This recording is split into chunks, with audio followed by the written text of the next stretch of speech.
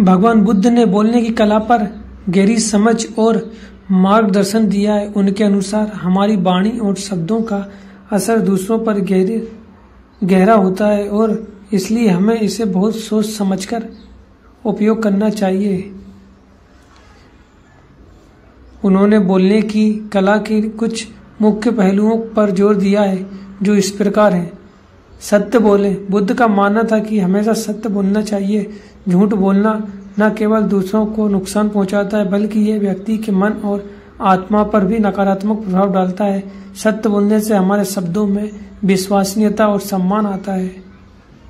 भगवान बुद्ध ने कहा है कि हमें अपनी बातों को सौम्यता और प्रेम से कहना चाहिए। कठोर शब्द और गुस्से भरी बातें न केवल दूसरों को दुख पहुंचाती हैं बल्कि ये हमारी छवि भी खराब करती है। इसलिए हमें अपने शब्दों को चयन इस तरह से करना चाहिए कि वे दूसरों के दिल को ना छुए।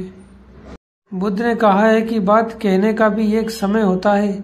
सही बात भी गलत समय पर कही जाए तो उसका गलत प्रभाव हो सकता है। इसलिए बोलने से पहले ये देखना जरूर है कि क्या ये समय उचित है या नहीं। बोलने का उद्देश्य किसी को ठेस पहुंचाना नहीं होना चाहिए। बुद्ध के अनुसार हमारे शब्दों का उद्देश्य दूसरों को प्रेरित करना और शांति फैलाना होना चाहिए। नकारात्मकता और आहत करने वाले शब्दों का प्रयोग न करें। बुद्ध का ये भी मानना था कि कई बार मौन रहना सबसे अच्छा विकल्प होता है। जब हमें लगता है कि हमारे शब्द किसी को चोट पहुंचा सकते हैं या परिस्थितियों को बिगाड़ सकते हैं तब हमें मौन रहना चाहिए। मौन भी एक प्रभावी संचार का तरीका है जो शांति और समझदारी को दर्शाता है।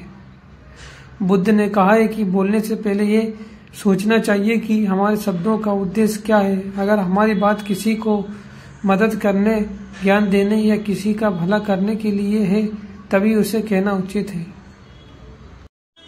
बुद्ध का मानना था कि बोलना एक कला है जो आत्म अनुशासन, संवेदनशीलता और समझ की मांग करता है।